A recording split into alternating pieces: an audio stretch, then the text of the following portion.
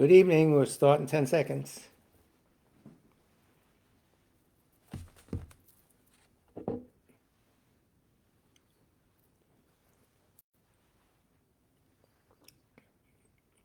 Good evening. It is 7 o'clock here in the northeast of the United States, and this is Kunchab Tardu Ling, the Tibet Center, a Buddhist meditation and study center located in northern New Jersey and New York City under the direction of His Eminence Jabje Ling Rinpoche and also under the direction of Rato Kenser Nicholas Vreeland, or Thupten Lunda, Geshe Thupten Lunda. And this is our twice weekly presentation of the Buddha Dharma, specifically Stages on the Path to Enlightenment, or the Lam Rim Chen Mo.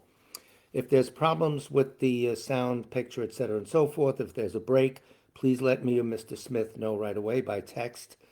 If there's anyone for whom you want us to pray for, and I must mention that Stephen Koch's mother, Koch, K-O-C-H, his mother has passed away, Gertrude Koch. He's one of our students for many years, so we will say prayers for her, of course, among the many, and also prayers for those poor school children who were gunned down and the adults in Nashville. The only thing that stops this is the training of the mind. The mind made the decision to pull the gun. You don't need my lecture.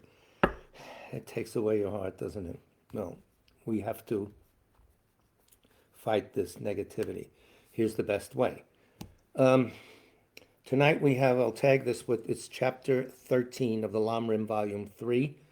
Valid Establishment is the name of the chapter. And before that, we'll hear a little bit from the Kargyu Mahamudra School, a little bit of impermanence. We'll hear from Matthew Ricard from Quantum of the Lotus on the same topic we're talking about, the valid establishment of conventionality, dependent arising and emptiness, etc. And then we'll return to our chapter. His Holiness will also might make an appearance off the bench. We don't know. Anyway, I'm being cavalier about it. All the prayers we say are on the website. Again, anyone for whom you wish us to pray for, put their names in the chat box as soon as possible. Bulla Rodden, I think you'll like tonight's talk. Maybe you won't. If you don't, well, I don't know. Send me to the Fiji Islands. Anyway, prayer for the spreading of the teachings throughout the length and breadth of the West. By the force of the blessings of the non-fallacious three precious gems and of the truth of our pure selfless wishes, may the precious Buddhist teachings flourish and spread to the expanse of all areas throughout the length and breadth of the West. For all the people living here together with their near ones who have engaged in the teachings and have faith and respect for them, may all conditions adverse to their practice of the pure Dharma be dispelled, and an excellent collection of favorable conditions increase like the waxing moon. And especially for those who work on methods to accomplish the flourishing and spreading of the victorious one's teachings, which are the source of benefit and happiness, may they never be oppressed by masses of interference and adverse conditions, and may this spontaneously happen just as we have hoped and wished. The Heart Sutra. Thus have I heard once the Blessed One was dwelling in the royal domain of the Vulture Peak Mountain together with a big gathering of great monks and great bodhisattvas. At that time, the Blessed One entered the samadhi which examines the dharmas called profound illumination, and at the same time noble Avalokiteshvara, the bodhisattva Mahasattva, looking at the profound practice of transcendent knowledge, saw the five skandhas in their natural emptiness. Then, through the inspiration of the Buddha, Venerable Shariputra said to Avalokiteshvara, how should those noble ones learn who wish to follow the profound practice of transcendent knowledge? And Avalokiteshvara answered Venerable Shariputra, whoever wishes to follow the profound practice of transcendent knowledge should look at it like this, seeing the five skandhas in their natural emptiness. Form is empty, emptiness itself is form, emptiness is not separate from form, form is not separate from emptiness. In the same way, feeling, discriminating awareness, compositional factors, and consciousness are empty. Thus all the dharmas are empty and have no characteristics. They are unborn and unceasing. They are not impure or pure. They neither decrease nor increase. Therefore, since there is emptiness, there is no form, no feeling, no discriminating awareness, no compositional factors, no consciousness, no eye, no ears, no ear, no nose, no tongue, no body, no mind, no appearance, no sound, no smell, no taste, no sensation, no objects of mind, no quality of sight, no quality of hearing, no quality of smelling, no quality of tasting, no quality of sensing, no quality of thought, no quality of mind consciousness. There are no nidanas from ignorance to old age and death, nor their wearing out. There is no suffering, no cause of suffering, no ending of suffering, and no path. No wisdom, no attainment, no non-attainment. Therefore, since there is no attainment, the bodhisattvas abide by means of transcendent knowledge. And since there is no obscurity of mind, they have no fear. They transcend falsity and pass beyond the bounds of sorrow. All the Buddhas who dwell in the past, present, and future, by means of transcendent knowledge, fully and clearly awaken to unsurpassed, true, complete enlightenment. Therefore, the mantra of transcendent knowledge, the mantra of deep insight, the unsurpassed mantra, the unequaled mantra, the mantra which calms all suffering, should be known as truth, for there is no deception in transcendent knowledge. The mantra is proclaimed, Tayata Om Gate Gate Para Gate Parasam Gate Bodhisoha. O Shariputra, this is how a bodhisattva mahasattva should learn profound transcendent knowledge. Then the Blessed One arose from that samadhi and praised the bodhisattva mahasattva Avalokiteshvara, saying, Good, good, O son of noble family, profound, transcendent knowledge should be practiced just as you have taught, and the Tathagatas will rejoice. When the Blessed One had said this, Shariputra and Avalokiteshvara, that whole gathering in the world with its gods, humans, Asuras, and Gandharvas, their hearts full of joy, praised the words of the Blessed One. So refuge and bodhisattva vow, which we will recite 3 times. With the wish to free all beings, I shall always go for refuge to the Buddha, Dharma, and Sangha until I reach full enlightenment.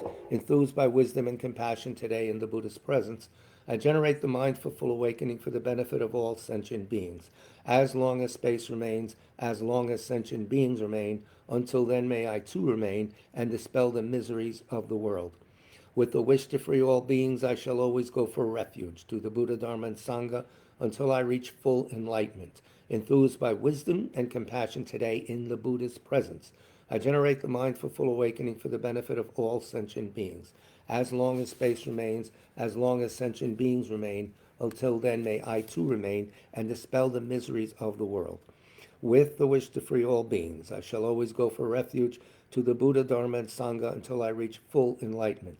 Enthused by wisdom and compassion today in the Buddha's presence, I generate the mind for full awakening for the benefit of all sentient beings. As long as space remains, as long as sentient beings remain, until then may I too remain and dispel the miseries of the world. May all the pains of living creatures ripen solely upon myself, and through the might of the Bodhisattva Sangha, may all beings experience happiness. May the teachings which are the sole medicine for suffering and the origin of every joy be materially supported and honored and abide for a very long time. I prostrate to Manjagosha, through whose kindness wholesome minds ensue, and I prostrate to my spiritual masters, through whose kindness I develop. And now, as usual, as a cause for the swift return of Rato Chungla Rinpoche, our guru and founder of our center, His Holiness prepared this prayer for his swift return. It's on the website in the FAQ section. Scroll down to prayers. This is a recording. Exalted wisdom of all victors gathered in a drop, sole refuge manifest in the form of the one wearing saffron robes, Guru Lozang Tubuang Dorje Chang, please bear witness here today that our prayers may be fulfilled. We beseech the great torch of doctrine, accomplishing from long ago the vast waves of aspirational prayers, Lord of speech of the victor Lozang's teachings, spreading them to the ends of the earth by means of explanation and practice. Though holding the commitment, I will invite all beings to be my guests in unsurpassed, great awakening. Yet you have withdrawn the activities of the form body that serves the welfare of others. Is that worthy of the supreme among beings, the bodhisattvas? Though impossible for you till cyclic existence's end to abandon your commitment to liberate all beings, we beseech the new son of Nirmanakaya to swiftly return from the realm of Dharmakaya, brought forth by bodhicitta drawn by 7 steeds. Having reached the far limits of scholarship, religious life, and goodness, please come swiftly as an unrivaled supreme emanation, full holder of the sage's teachings and wish-fulfilling jewel, return as the glory of Lozang Tenpe. Magnificent truth of the 3 precious jewels, Mahakala, Karmayama, and Srimata Devi, and the ocean of Dharma protectors, may you spontaneously fulfill our wish, the swift blossoming of the reincarnation's fresh moonlight base, which we hope happens soon, soon, soon. Okay. First off, a little amuse-bouche. What? Amuse-bouche? How do you put it? Appetizer. Yeah, that's it. Whet the appetite. This is from a book called The Quintessence of the Union of Mahamudra and Dzogchen. It's by Karma Chakme with commentary by Khenpo Karthar Rinpoche, the late Khenpo Karthar Rinpoche, the abbot of the Woodstock Temple, KTD, Karmatrayana Dharma Chakra, up in Woodstock, New York. About what, 100 miles from here? Less than that, maybe. I don't know. Anyway, you go north. So this is just a brief. Karma Chakme was a great mystic, a Mahasiddha. They call him the Siddha. Okay, 1700s, something like that. The dates are here, but I'm not going to look them up and waste time. We don't have time. So this is song 2 of his collection of songs on the quintessence of the union of Mahamudra and Dzogchen. The preliminaries, all these books with the, the great titles, Mahamudra, Dzogchen, so you'll get half the book of preliminaries. Why? Because those meditations don't work unless you have realizations on the lower level, a certainty about impermanence and things like that. You have to go through, and we do that in the LAM Rim too. So everything is sequential, unless you're an unusual yogi from the past. Maybe you are. Anyway, I'm picking this up on page 38.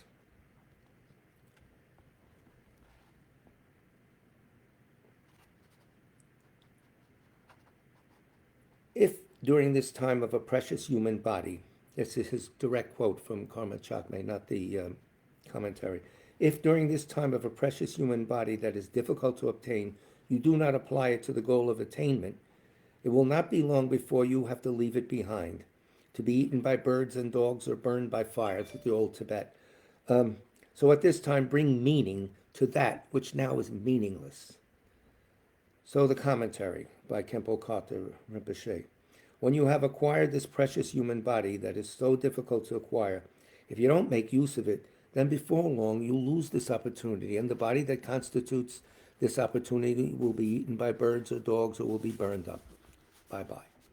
To use this opportunity is to make use of your precious human body in the practice of virtue, in the practice of Dharma. We met the Dharma. Very hard to gather the conditions just to meet it, and we did that.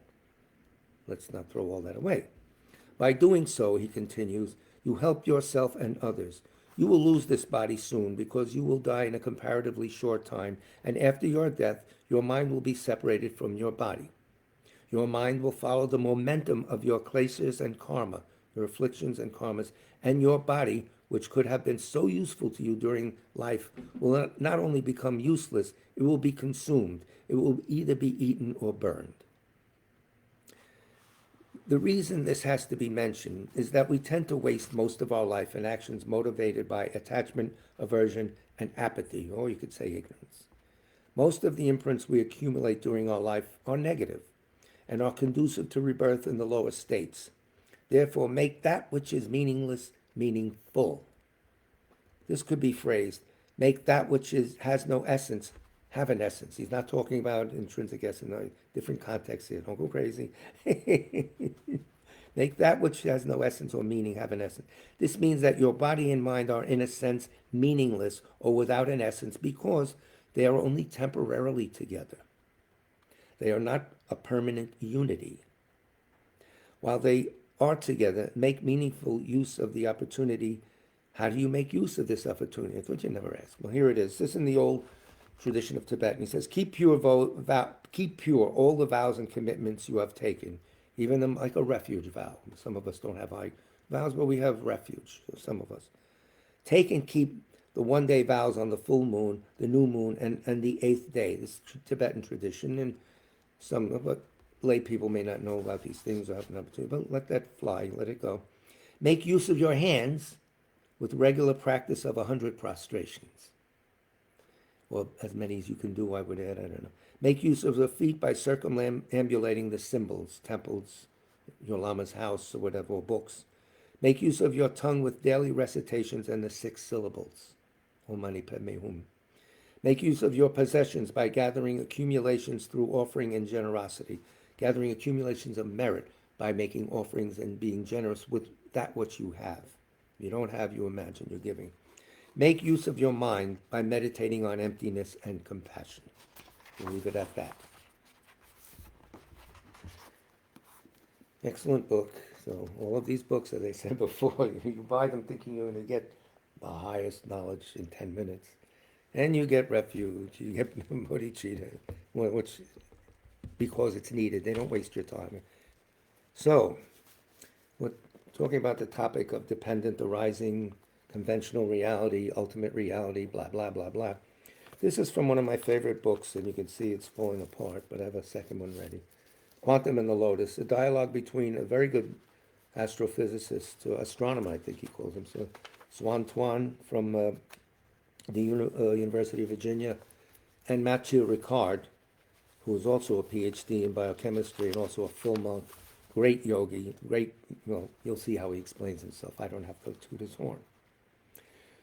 Chapter is called The Universe in a Grain of Sand. If you could just think about that, you might get a lot of insight. How could the universe be in a grain of sand? Because it's connected to everything he'll explain. So, is the universe in my pen and my espresso cup? Yes. Yeah. Ooh. Swan Tuan, I hope I don't pronounce Trin Zuan Tuan. That's the way.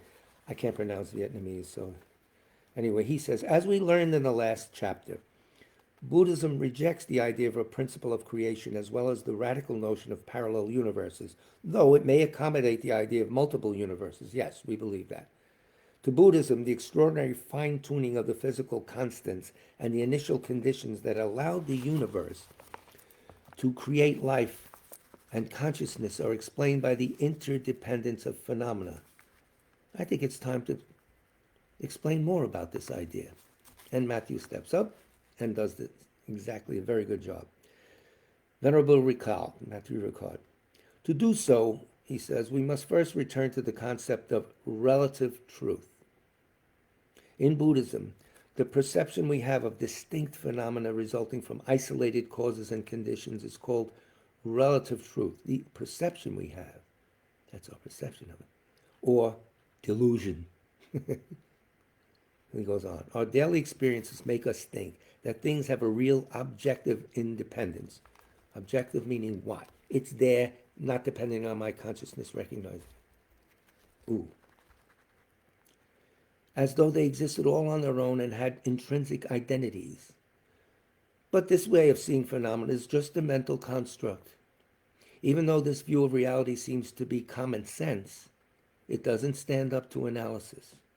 It works without analysis. It does not stand up to it. He continues, page 62, by the way. Buddhism instead adopts the notion that all things exist only in relationship to others, the idea of mutual causality. An event can happen only because it's dependent on other factors. You can make each of these sentences a brief meditation. Buddhism sees the world as a vast flow of events that are linked together and participate in one another. The way we perceive this flow crystallizes, you got the idea, certain aspects of the non-separable universe, thus creating an illusion that there are autonomous entities completely separate from us. There's a flow. There's a connected flow, everything one. Yet we crystallize certain elements and give ourselves the impression that they are autonomous entities completely separated from us and from each other. Well, I don't do that. We do it instinctively. That's our problem. So he continues. In one of his sermons, the Buddha described reality as a display of pearls. Each pearl reflects all of the others, as well as the palace whose facade they decorate, and the entirety of the universe. This comes down to saying that all of reality is present in each of its parts. The universe in a grain of sand again. All of reality is present in each of its parts. This image is a good illustration of interdependence, which states that no entity independent of the whole can exist anywhere in the universe, or anywhere. Just say anywhere, leave it at that, since there are multiple universes. That alone is worth thinking over. Swan asks again, so this flow of events, he's saying, the idea is similar to the view of reality it derives from modern cosmology. From the smallest atom up to the universe in its entirety, including the galaxies, stars, and humankind, everything is moving and evolving. Nothing is immutable or unchangeable. Everything's in flow, as we always say here constantly.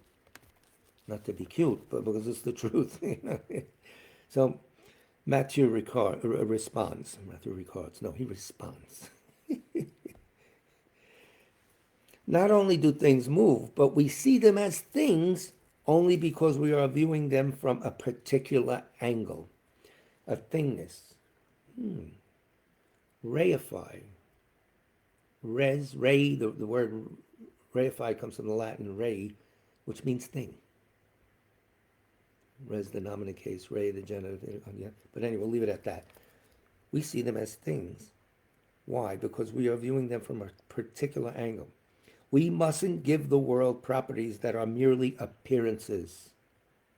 We think they're that way. Our consciousness thinks that way. Phenomena are simply events that happen in certain circumstances. Buddhism doesn't deny conventional truth, the sort that ordinary people perceive or the scientist detects. It doesn't contest the laws of cause and effect or the laws of physics and mathematics. It quite simply affirms that if we dig deep enough, there is a difference between the way we see the world and the way it really is. And the way it really is, we've discovered, is devoid of intrinsic existence. And as Swan replied, yes, so what has that true nature got to do with interdependence? And Matthew replies, and I marked this thing essential. I don't know why I put that there, maybe, who knows? The word interdependence is a translation of the Sanskrit term paticca samutpada, which means to be by co-emergence. To be by co-emergence. Sometimes in the Kagyu prayers, there's something, homage to the co-emergent wisdom, the wisdom that realizes this co-emergence. So that's another way, homage to emptiness, and what they're saying. So the Sanskrit paticca samutpada, which means to be by co-emergence, and is usually translated as dependent origination. The saying can be interpreted in two complementary ways. Not opposite ways, complementary ways. The first is, this arises because that is, which comes down to saying that things do exist in some way, but nothing exists on its own. So they're there, but they don't exist on their own. The second is, this, having been produced, produces that, which means that nothing can be its own cause, reinforcing the other position. This is the whole of emptiness in a short while. Wonderful. Or we could say that everything is in some way interdependent with the world, including ourselves. We do not deny that phenomena really do occur, but we argue that they are, quote, dependent, that they don't exist in an autonomous way. Okay, we don't deny that they really do occur, but we argue that they are dependent, that they don't exist in an autonomous way. Any given thing in our world can appear only because it's connected, conditioned, and in turn conditioning, co-present and cooperating in constant transformation. That's reality. Constantly flowing. This is my comment. I'll read it again. Any given thing in our world can appear only because it's connected, conditioned, and in turn conditioning, co-present and cooperating in constant transformation. Their way of, quote, being is simply in relation to one another, never in and of themselves. And the ego doesn't like this, but I'm saying never in and of themselves. We'll talk about in a minute when we bring in His Holiness's quote. We tend to cling, that's ignorance, by the way, if things exist separately in and of themselves. Matthew goes on, we tend to cling to the notion that things must precede relationships. They're there and then they get together. This is not the case here.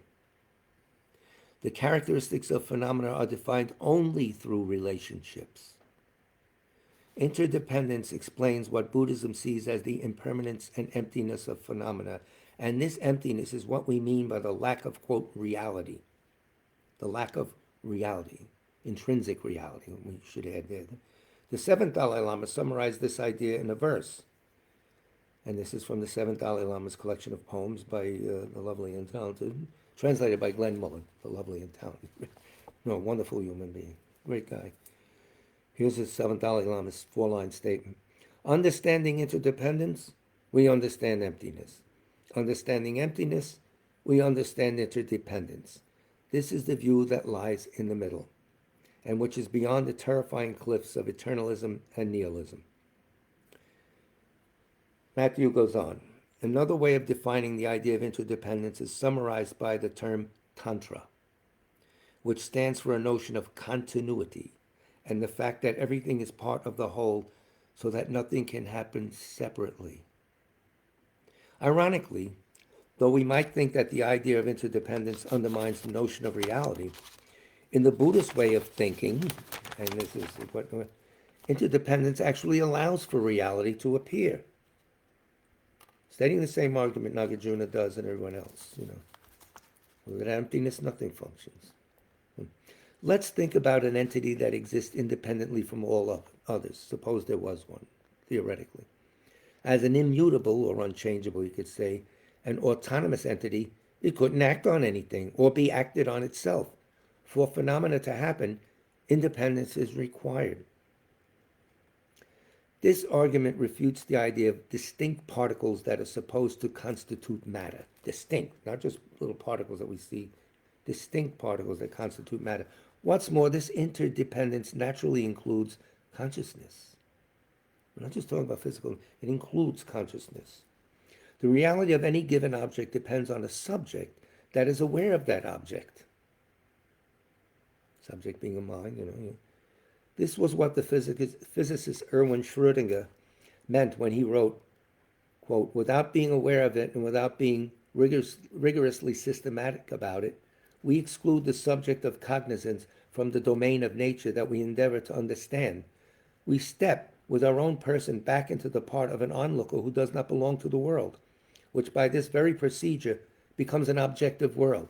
We create, I'm going to look at this the way it really is. I'm not going to, it really is interdependent with you looking at it. So, and they're not a Buddhist, this is Schrödinger back in the 30s. Probably in Nazi Germany till they got him out. I don't know, or was he in Vienna? I don't know. Well, same deal. Finally, the most subtle aspect of interdependence or dependent origination concerns what we call a phenomenon's designation base and its designation. A phenomenon's position, form, dimension, color, or any other of its apparent characteristics is merely one of its designation bases. This designation is a mental construct that invests a phenomena with a distinct reality. When he says distinct, separate from everything else, we're drawing it out. We're, separating it out from this thing. We define it. It's fine, but then we define it. So this designation is a mental construct that invests a phenomena of distinct reality in our everyday experience. When we see an object, we aren't struck by its nominal existence, but rather by its true existence, meaning its inherent existence. That's what we see. Now we're being told. And now we have to prove it to ourselves before we even believe it in an everyday, minute-by-minute reality. So that's why we study. If we analyze this object, Matthew goes on, more closely, however, we discovered that it is produced by a large number of causes and conditions, and that we are incapable of pinpointing an autonomous identity. Since we have experienced it, we can't say that phenomena doesn't exist. No, can't deny our experience. But neither can we say that it corresponds to an intrinsic reality, which we think is there. So, we conclude that the object exists, thus avoiding a nihilistic view, but that this existence is purely nominal or conventional, thus also avoiding the opposite extreme of material realism, which is called eternalism in Buddhism. He calls it material realism. Buddhists call it eternalism. Okay, he's a scientist and a monk. A phenomenon with no autonomous existence, but that is nevertheless not totally inexistent, can act and function according to causality, and thus leads to positive or negative effects. This view of reality therefore allows us to anticipate the results of our actions and organize our relationship with the world. A Tibetan poem puts it this way, and he doesn't give the author of this poem. I don't know if it's colloquial or whatever. To say a thing is empty does not mean it cannot function. It means it lacks an absolute reality. The poem continues. To say a thing arises independence does not mean it has intrinsic beings. It means it is illusion-like. If thus one's understanding is correct and certain of what is meant by voidness and dependent origin, no need is there to add that voidness and appearance occur together without contradiction in a single thing. So we'll end it at that. Very good book, inexpensive, available at fine food stores everywhere. No, available in your local tavern. Wonderful book. He's right on the money with his description of Madhyamaka philosophy. Besides his other comments on science and morality and everything. Great human being. I understand he's on retreat in Sikkim or somewhere, or I guess, I don't know. I know Nicholas knows him, so I'll ask Venerable Nicky when he gets there if he has any news about Matthew. His Holiness now, just briefly comment on ignorance in action. You have this idea of a self entity of things. You know, they're all independent and this and that. And then it boils down to you thinking you, your I, your me, your ego especially, is independent. You know, as soon as I find the page, we'll all be happy. But since I haven't, maybe we'll leave it for next week. That's all. And that's the notes. Ay, ay, ay. This idea of me being separate from everything doesn't fly. We are part of this flow. And we've alienated ourselves from it. And that's all the problems. So we have all these afflictions.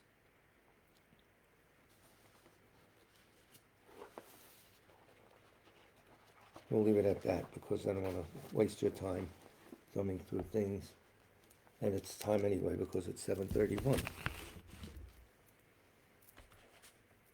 This one I was going to read from the volume 8 of the Wisdom and Compassion series. His Holiness said the Dalai Lama colluding with the cooperating, whatever the word is. I have found it anyway. Very brief. We'll get to it. Page 61 of this. Realizing the profound view. Furthermore, I'll come mid-paragraph on page 61, the largest paragraph there. Furthermore, ignorance in action should be the name of this little section. Furthermore, on a daily basis, grasping a real me, and he capitalized it, continuously raises its ugly head, overwhelming our discerning awareness of how things actually are, bringing us dukkha, which is unsatisfactoriness, here and now, and propelling us to act in ways that cause suffering to others. Our life is founded on the presumption of a concrete, truly existent self, whose happiness and suffering become all-consuming. Everyone and everything around us is seen in terms of how it affects me. Think about it.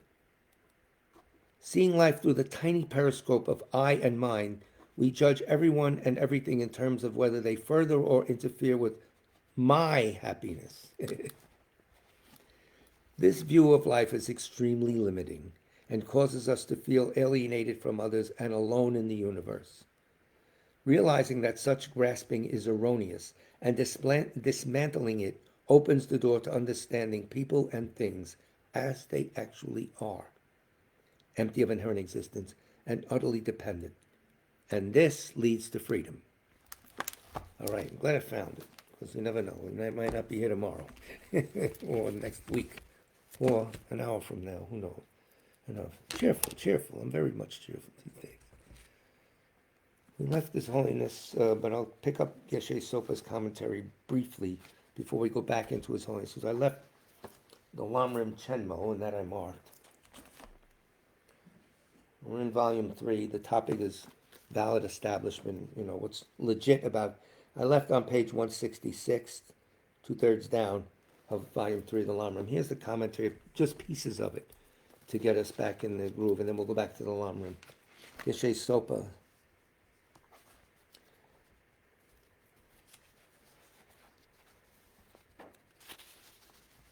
He talks about perception, and he's saying certain schools of Buddhism, page 157. These are just little snippets to help us understand in the context. For other schools, they say, well, our sense things are direct. They don't go through a filter of the mind, so that they should be valid. And he's saying, well, in general, direct perception mostly refers to sense consciousnesses. Mental direct perception is very rare for ordinary people. A sense consciousness, such as a visual consciousness, is a directly perceiving consciousness. Yes, it always directly perceives its object, either correctly or incorrectly, but it perceives it directly. According to certain lower schools, such as Sautantrika, the second school on the rung, direct perception must be unmistaken. It has to be. It's direct. It's not filtered through our prejudices in our mind, etc. If it apprehends something incorrectly, such as seeing a white object as yellow, or seeing two objects when there is only one, it is not direct perception. You're saying there's something wrong. It is wrong consciousness. For them, a direct perception is never mistaken. What we perceive does exist as we perceive it. It is reality. No.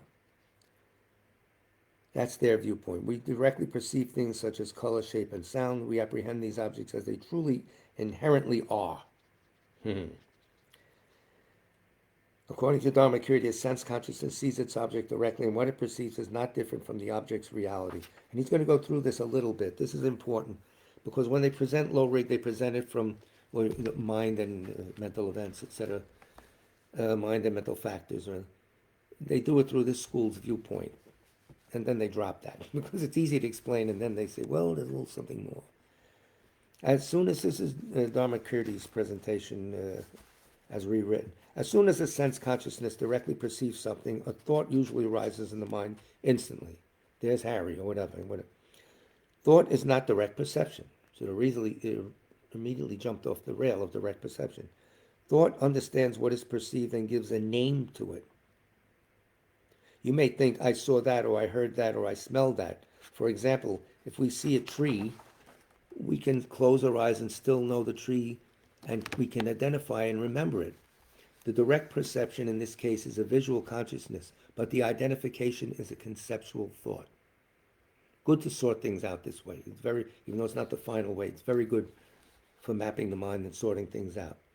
The thought that does not see the tree, it knows it by means of an object universal, or danchi, or meaning generality, or etc. There's a lot of words for that. Which in this case is a general image generated by a visual consciousness. You see something, there's an idea in your mind, and that generic idea isn't a thing, because the thing changes microsecond by microsecond, but it's a general idea of the thing, and it helps you identify it. Fine, let's go home. All right. Through this conceptual image, we can identify and describe that tree. This mental image is not as clear as what was perceived directly. It is a vague likeness appearing in the mind. A similar process occurs with a term universal, drachi, which is a general image generated through hearing another's words. For example, when we hear a description of Buddha, a general idea of what he is like appears in our mind. Buddha's in your mind. Buddha's your mind. We heard that. That's a more advanced. But let's say the Buddha, and you know what the Buddha looks like because you saw images, etc., and so forth. We may hold on to that image and explain it to others using similar descriptive language. Yes. Thus, there are two kinds of knowing, direct and indirect. Even perception itself, let alone other ways of knowing, can be direct or indirect. So, I don't know if we want to go on with this little argument here. Maybe we will. Now, next Chandrakirti asks his opponents, what is thought? To understand their answer, we need to begin with a simple example. Suppose you see a vase on the table in front of you. Your visual consciousness sees the vase directly and at the same time perceives its color, shape, and other characteristics. Oh, nice glass, blue vase, wonderful. Blue vase, maybe. Ooh. If you want to charge a lot for it, you call it a vase. Then a conceptual consciousness arises and assigns a type to what you see. You identify the object and give it a name. You think, this is a vase. Thought cannot perceive an object with all of its characteristics at the same time. It considers an object and each of its characteristics individually and labels them one by means of elimination. Assigning a name and mentally putting together certain attributes is the activity of thought. This is what we do. Think about it. It's very helpful because it gets us used to how we're thinking about things, etc. So then we can really attack all the falseness in our viewing things. Assigning a name and mentally putting together certain attributes is the activity of thought. This activity is known as discernment. It superimposes an image, something extra, on what the visual consciousness sees directly, thereby enabling us to differentiate between things and apply the labels this and that. That's a blue vase, it's a green one, that's cheap, that's a lot, things like that. In short, direct perception does not discriminate between things, but simply observes what is there. Thought applies labels and distinguishes between various things and their qualities. Think about it. First you see it, then click, click, click. Oh, it's blue, it's this, looks like a lot, I don't know. All that. Thought applies labels and distinguishes between various things and their qualities. Chandrakirti's text uses the term discursive discernment here, which in addition to making distinctions refers to the movement of the mind as it ranges all over the place. Discursive. Very good. Can I see you? Yes, I can. Clearly, discursive discernment is conceptual. It has nothing to do with the visual consciousness or whatever. Direct perception is free of conceptuality. Ooh.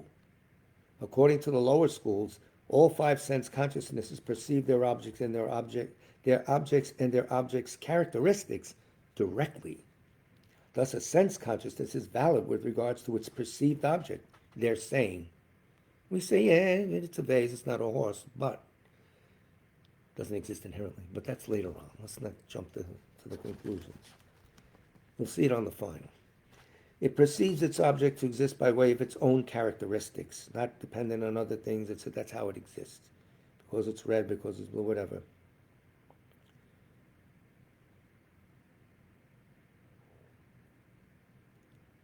Then it perceives by its own characteristics. So it is valid with regard to its object's inherent existence. They conclude that. First of all, they think it's inherently existent, etc. This idea of inherent existence, we're going to talk about maybe tonight or the next class, but it's the reason behind people doing these things that, we don't see anything when we go into direct realization of emptiness. That thing doesn't exist, so it never existed. It's things like, we'll say why, how that happens. In short, a sense consciousness perceives the real inherent nature of its object, which is inexpressible. That's what they're saying. Real inherent. Some earlier Madhyamikas have a special understanding of what it means to be inexpressible and inconceivable, but for this school, inexpressible indicates that a sense consciousness perceives ultimate reality, which cannot be expressed in the way that a sense consciousness that directly perceives it. Why not try it out? Consider your awareness of taste. See if they're right. When you eat a candy, your tongue consciousness directly experiences it, but you cannot express in words or concepts precisely what you are experiencing. You can only say, yeah, it's very, very sweet. Or you throw it up, I don't know. An object of direct perception is inexpressible in the way that we experience it. A sense consciousness always relates directly to the reality of its object, the object's characteristics, or so its inherent nature, or to its, quote, inherent nature. That's where the mistake is, but we'll let it ride for now. This cannot be expressed by thought or word in the way that it is directly experienced. Therefore, sense consciousness is called direct perception. So we'll leave that at that because Tsong-kha-pa is going to go into an idea. I just want to get back to the LAM so we can load up for more commentary. But there's something else I wanted to say.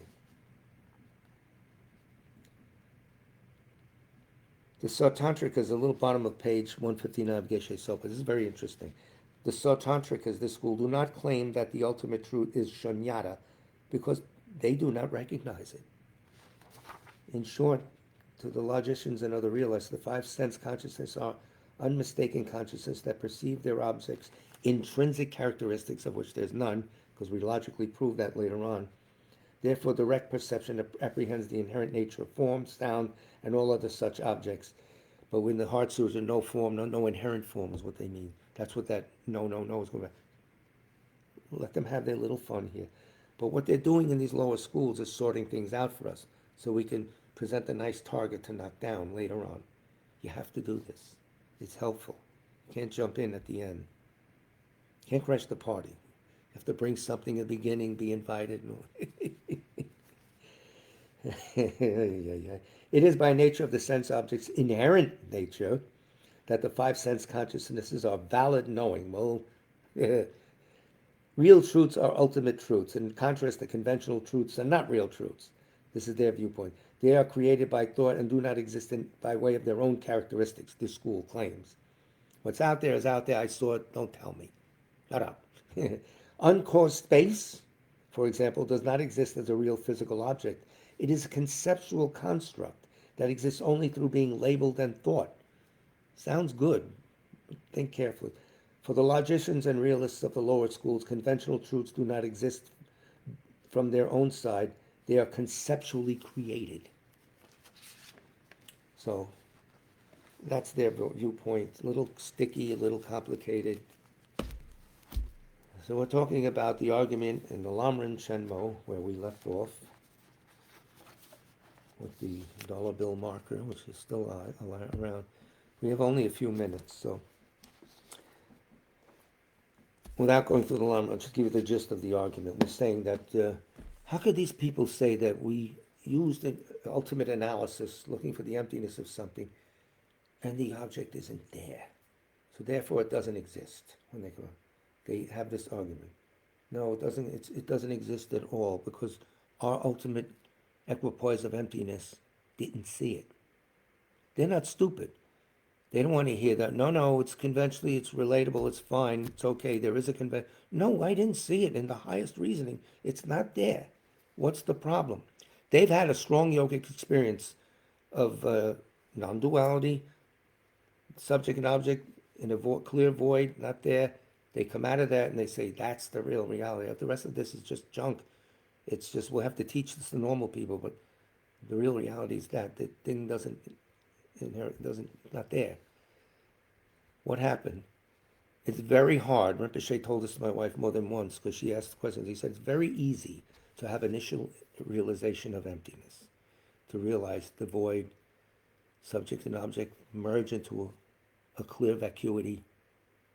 That's relatively easy. I mean, it's disgustingly hard for me. I don't have that experience. But then he said even harder is knowing that and seeing that when you go into this equipoise, everything disappears. How do you establish everyday reality, which has to be established? How do you see that yogic experience and the everyday conventional reality are complementary? How do you do that? That's a topic of deep meditation. That's why you stay on the path of meditation a long time. That's my opinion. But it's very apparent that these are lamas and meditators that are not dumb. And they have a reason to stick to their guns. Don't tell me what I experienced. I experienced this. And Tsong-kha-pa keeps saying, yes, but that consciousness looking at things is not valid for everyday reality. Chandrakirti says that too. There is everyday reality. And they'll point at, well, you started examining something for its inherent existence, right? Yeah. So something had to be there. And you had to be there, because sometimes, the meditator disappears too. I don't exist. There's real fright sometimes. So you have to posit what's the verity or the truth of everyday reality. It's useful, necessary, it's fine. The world agrees with that. We agree with that, all that. The truths are complementary and not contradictory, as Panchen Lama's prayer says. The Guru Puja bless us to see that these two are complementary and not contradictory. And of course, Nagarjuna says, his famous quote, through the conventional, the ultimate is shown. Through the ultimate, suffering is abolished. Samsara is abolished. But you have to have the conventional, the normal thoughts, to then look into the ultimate. The two meditations are valid for their own sphere of authority. That's all. But he said, and he said this many times, and Marie kept repeating around the house because she was very interested in this topic. He said it's very hard to posit everyday reality. And then she said, I wonder if he's having trouble positing everything. I don't know. Don't ask me. So that might give you an idea why this argument's going back and forth. Well, don't they see it? We haven't been there. We haven't seen ourselves dissolve and the object dissolve and then come out and things seem more dreamlike. Dreamlike emptiness, not space-like emptiness. Dreamlike coming out. Yeah, you gotta have to, you have to live it for it to come out of your horn, as Charlie Parker said. Anyway, for whom will we pray? And I must mention again, my good friend Stefan Koch, a good friend for many years, a good friend of the Senate. His mom has passed away. He's taken care of her for all these years. He put his whole life on hold. It was very, very noble, in which Rinpoche said, that's practice. He told him at one point, it's more important to take care of your mother than do the sadhana when it's necessary. And he did. So bless his heart. He's a good friend of ours. Hopefully he'll rotate back to the States for a while, take a vacation or whatever. Who else are we praying for? All those poor school children and adults that were killed as a result of a distorted mind, which we're trying to eliminate. It's a distorted mind that thinks guns are important. Anyway. All right. Bula Bula Aradhana, Paramantra. I hope Lori is okay. And who else? Let's see.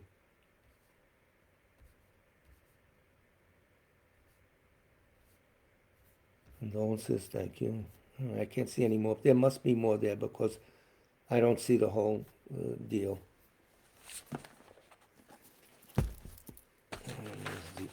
Sutra for the recollection of the Noble Three Jewels. I prostrate to the Omniscient One. Thus the Buddha, Bhagavad Tathagata Arahat, Samyak Sang Buddha, the learned and virtuous one, the Sugata, the knower of the world, the charioteer and tamer of beings, the unsurpassable one, the teacher of devas and humans, is the Buddha Bhagavat. The Tathagata is in accord with all merit. He does not waste the roots of virtue. He is completely ornamented with all patience. He is the basis of the treasures of merit. He is adorned with the minor marks. He blossoms with the flowers of the major marks. His activity is timely and appropriate. Seeing him, he is without disharmony. He brings true joy to those along with faith. His knowledge cannot be overpowered. His strengths cannot be challenged. He is the teacher of all sentient beings. He is the father of bodhisattvas. He is the king of noble ones. He is the guide of those who journey to the city of nirvana. He possesses immeasurable wisdom. He possesses inconceivable confidence. His speech is completely pure. His melody is pleasing. One never has enough of seeing him. His form is incomparable. He's not stained by the realm of desire. He's not stained by the realm of form. He's not affected by the formless realm. He is completely liberated from suffering. He is completely and utterly liberated from the skandhas. He's not possessed with dhatus. His ayatanas are controlled. He has completely cut the knots. He is completely liberated from extreme torment. He is liberated from craving. He's crossed over the river. He is perfected in all the wisdoms. He abides in the wisdom of the Buddha Bhagavats who rise in the past, present, and future. He does not abide in nirvana. He abides in the ultimate perfection. He dwells on the bhumi where he sees all sentient beings. All these are the perfect virtues of the greatness of the Buddha Bhagavat. The Holy Dharma is good at the beginning, good in the middle, and good at the end. Its meaning is excellent. Its words are excellent. It is uncorrupted. It is completely perfect and completely pure. It completely purifies. The Bhagavat teaches the Dharma well. It brings complete vision. It is free from sickness. It is always timely. It directs one further. Seeing it fulfills one's purpose. It brings discriminating insight for the wise. The Dharma, which is taught by the Bhagavat, is revealed properly in the Vinaya. It is renunciation. It causes one to arrive at perfect enlightenment. It is without contradiction. It is pithy. It is trustworthy, and puts an end to the journey. As for the Sangha of the Great Yana, they enter completely. They enter insightfully. They enter straightforwardly. They enter harmoniously. They are worthy of veneration with joined palms. They are worthy of receiving prostration. They are a field of glorious merit. They are completely capable of receiving all gifts. They are an object of generosity. They are a great object of complete generosity. The protector who possesses great kindness, the omniscient teacher, the basis of oceans of merit and virtue, I prostrate to the Tathagata. Pure, the cause of freedom from passion, virtuous, liberating from the lower realms. This alone is the supreme ultimate truth. I prostrate to the Dharma, which is peace. Having been liberated, they show the path to liberation. They are fully dedicated to the disciplines. They are a holy field of merit and possess virtue. I prostrate to the Sangha. I prostrate to the Buddha, the leader. I prostrate to the Dharma, the protector. I prostrate to the Sangha, the community. I prostrate respectfully and always to these three.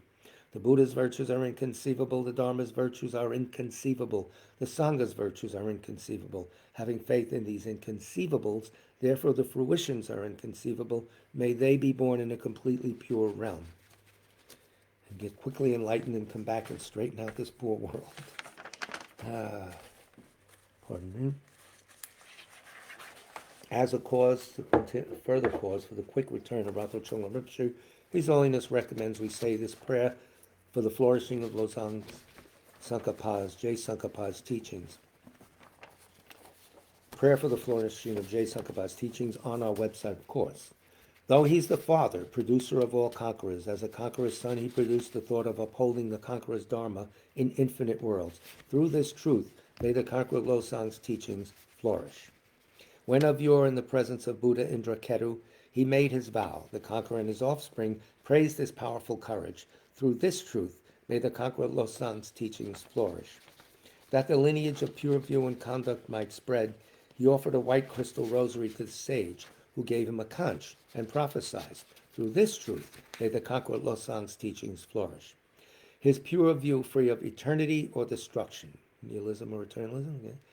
His pure meditation cleansed of dark fading and fog, no laxity. His pure conduct practiced according to the conqueror's orders. May the conqueror Losang's teachings flourish. Learn, since he extensively sought out learning. Reverent, rightly applying it to himself. Good, dedicating all for beings and the doctrine. May the conqueror Losang's teachings flourish. Through being sure that all scriptures, definitive and interpretive, were without contradiction, advice for one person's practice, he stopped all misconduct. May the conqueror Losang's teachings flourish. Listening to explanation of the three pitakas, realized teachings, practice of the three trainings, his skilled and accomplished life story is amazing.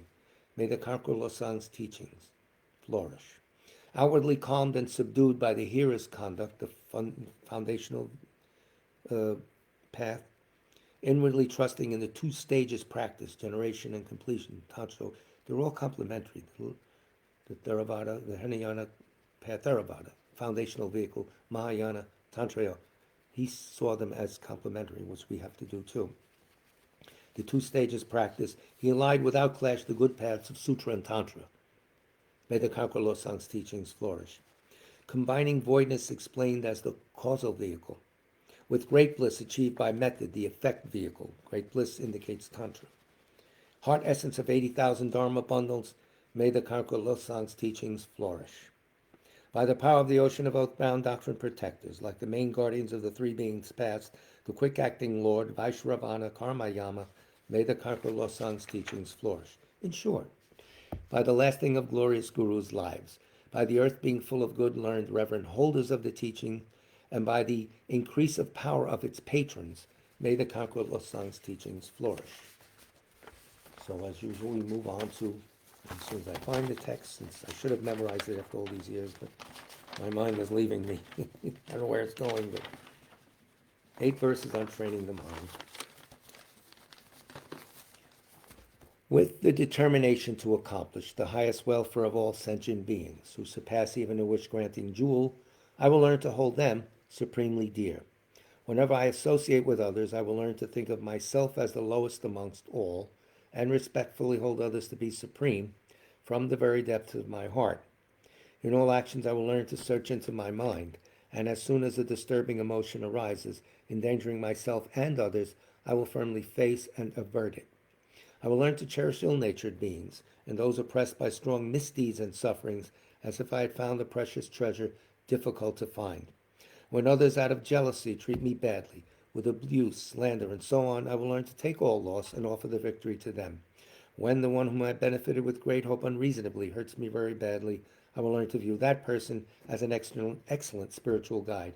In short, I will learn to offer to everyone without exception all help and happiness directly and indirectly, and respectfully take upon myself all harm and suffering of my mothers. I will learn to keep all these practices undefiled by the stains of the eight worldly concerns, and by understanding all phenomena as like illusions, be released from the bondage of attachment. So thank you for your patient listening. It's a tough topic. Our next class will be Wednesday night, the 29th of March. We're moving along. It will be at the parsonage in South Orange, New Jersey. Go on our website. You're welcome there. We start at 7 o'clock. We end at 8 o'clock. And we throw you out after like 9 o'clock, 10, I don't know, whatever. We don't throw anyone out. Anyway, thank you again for your patience. Big love to all of you.